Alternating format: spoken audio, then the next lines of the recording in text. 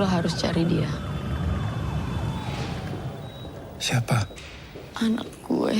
Di Indonesia ini yang gue perhatiin untuk sinemanya beberapa tahun terakhir, film yang memiliki banyak aspek yang ingin disampaikan secara visi dan misi yang kuat bisa dihitung jari. Hanya orang-orang yang memproduksi filmnya dengan production house miliknya sendiri. Contohnya, film satu ini yang diproduksi oleh rumah produksi sendiri. Bukan director yang di-hire oleh sebuah PH untuk mengeksekusi filmnya, ataupun seorang penulis yang mencoba untuk menawarkan ceritanya ke sebuah PH ataupun investor. Karena kalau misalkan ya, director itu punya PH tersendiri, dia tahu kalkulasi angkanya berapa. Sistemnya tuh kayak keran aja, mau dibuka sebesar-besarnya atau sekecil-kecilnya. Untuk bisa bikin film kayak gini, budgetnya tuh nggak mungkin kecil. Kalau kecil jadinya pasti hanya sebatas film drama umum aja.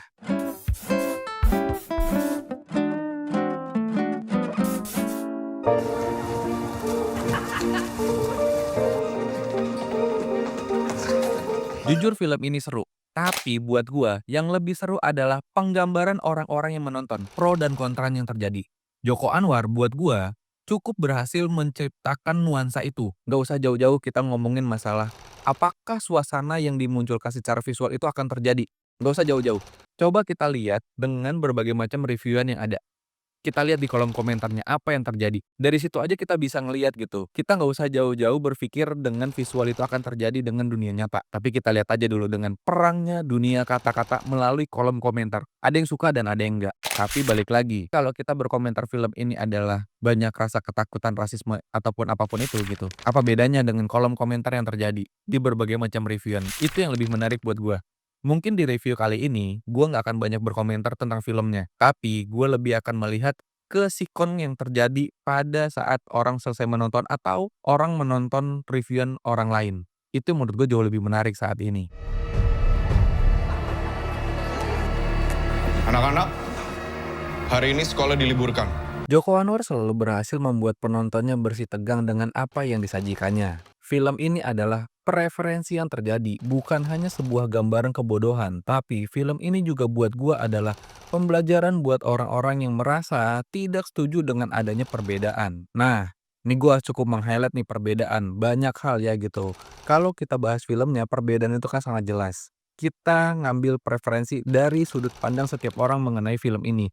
Ada pro dan ada kontra. Nah, kita lihat dari perbedaan itu aja sebenarnya. Banyak orang yang merasa film ini bagus, tapi ada juga yang bilang bahwa film ini biasa aja. Buat orang-orang yang gak sependapat bahwa film ini bagus, pasti akan mendapatkan sebuah cacian. Atau dinilai bahwa lu tuh gak ngerti apa-apa. Tapi buat gua, preferensi perbedaan itu yang harus di-highlight sebenarnya. Bukan cuma sebatas ngomongin film ini bagus. Kita nggak perlu jauh-jauh untuk menarik rasisme itu jauh ke belakang. Ataupun kenapa mesti begini, kenapa mesti begitu. Apa salahnya perbedaan antar suku atau ras tertentu?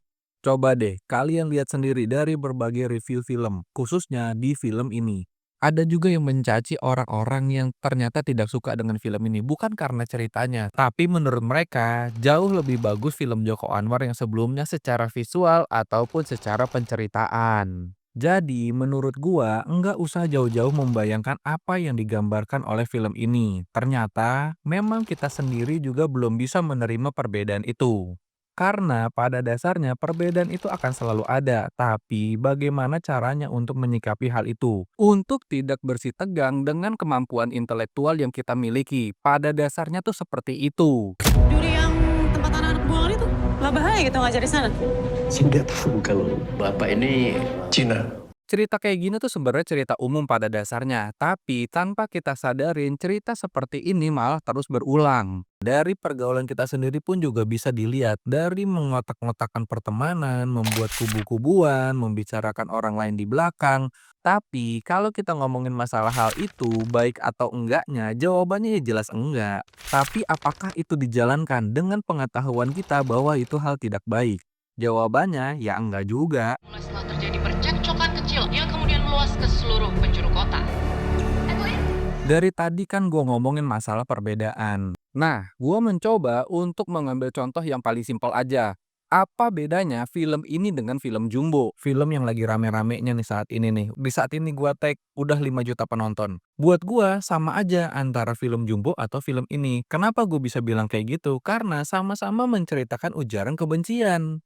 Yang satu datang dari bagian terkecil dari lingkungan, yaitu datang dari lingkup pertemanan melalui balutan karakter anak-anak. Dan yang satu lagi datang jauh dari lingkup yang jauh lebih besar secara komunal. Dari anak-anak aja udah bisa punya pemikiran untuk menggagalkan tujuan orang lain agar tidak berhasil, dengan dasar dirinya tidak pernah merasakan hidup yang layak. Akhirnya apa? Merugikan orang lain. Sebenarnya film Jumbo tuh menceritakan hal itu juga. Sama-sama menceritakan tentang ketidaksukaan, tentang sebuah konflik batin, ataupun sampai ke konflik masalah rezim. Dengan proses pembangunan sebuah tempat. Sama aja kayak karakternya Jeff gitu. Di akhir film dia bilang, gua hidup dari berbagai macam sperma. Sangat menjijikan, yang akhirnya menjadikan karakternya Jeff ini menjadi karakter yang sedikit bersumbu pendek. Tapi bedanya adalah cara penggambarannya aja antara dua film ini. Yang satu dibalut dengan dunia anak-anak dan yang satu lagi dengan penggambaran realita yang mengerikan. Bedanya di situ aja buat gua. Selain itu, film ini juga buat gua cukup jadi cerminan kebodohan yang hakiki. Orang yang berpendidikan aja punya sifat buruk dengan berbagai macam pengetahuannya. Apalagi dengan orang-orang yang tidak berpendidikan. Maaf banget nih sebelumnya. Kita bisa ngeliat nih penggambaran yang digambarkan oleh film ini dari negosiasi antara Edwin dengan Jeff. Sama-sama dalam kondisi yang terpojok, tapi di sini terlihat perbedaannya. Insting guru jauh lebih baik daripada muridnya. Tadi kan gue bilang gitu, yang nggak berpendidikan, walaupun pada dasarnya mereka tuh berpendidikan SMA, tapi SMA-nya ini kan adalah SMA buangan. Jadi boleh dibilang secara pengetahuan mereka juga tidak memiliki pengetahuan yang cukup jauh lebih baik. Mereka hanya termakan rasa kebenciannya. Ada beberapa dialog yang mempertebal hal itu, termasuk ketidakpuasan mereka terhadap orang tuanya yang pada akhirnya mengakibatkan mereka hanya mampu meluapkannya dengan rasa kekesalan. Akhirnya yang tergambar terhadap mereka hanyalah hal-hal yang cukup bodoh. Bodoh dipiara, kambing dipiara bisa gemuk. Dan itu cukup terdevelop dengan baik untuk memberikan penggambarannya. Negara kita itu kayak kaca yang paling tipis. Saudara, seperti yang Anda saksikan, di belakang saat ini keadaannya sangat kacau dan tidak bisa lagi dibedakan. Orang tuh selalu punya ekspektasi berlebih sama apa yang dikeluarin oleh Joko Anwar secara produk. Tapi sebenarnya ya nggak semuanya menarik juga menurut gua. Malah bisa dibilang ada juga orang-orang yang nggak ngerti nih gitu apa yang sebenarnya diomongin dari filmnya sendiri. Bukan ngomongin film ini aja ya gitu, dari beberapa film yang ada gitu. Karena pada dasarnya gini, orang yang menonton film itu nggak semuanya butuh hiburan. Kadang juga cuma sebatas untuk ngabisin waktu luang aja. Jadi buat gua nggak apa-apa banget gitu nggak ngerti filmnya tapi menonton filmnya gitu. Lumayan kan sebenarnya. Hitung-hitung buat menambah pemasukan dari filmnya sendiri. Cuma buat orang-orang yang udah cukup jadi fanatik sama apa yang dikeluarin oleh Joko Anwar itu udah pasti nggak bisa disenggol nih dengan hal-hal kayak gitu. Nah ini juga jadi nyambung nih. Ini jadi sebuah sindiran buat orang-orang yang kayak gitu menurut gua. Walaupun pada dasarnya fanatik, tapi mereka juga nggak boleh sebenarnya ngejudge orang yang nggak ngerti tentang secara filmnya. Nggak semua orang mesti suka ataupun dipaksa jadi suka. Jadi jangan terlalu berperilaku untuk membuat orang menjadi terlihat tidak mengerti terhadap apa yang dilihat. Gue malah lebih tertarik bahas masalah ini daripada filmnya. Nah kalau boleh dibilang dari tadi tuh sebenarnya gue belum pernah ngebahas secara sinematografinya, terus editingnya, komposisi CGI-nya, ataupun VFX-nya gitu. Mungkin juga akan gue bahas di video yang berbeda, biar video yang satu ini nggak jadi kepanjangan banget. Tapi balik lagi, menonton itu adalah sebuah selera. Jadi terserah kalian mau menonton film seperti apa dan menilai film ini seperti apa.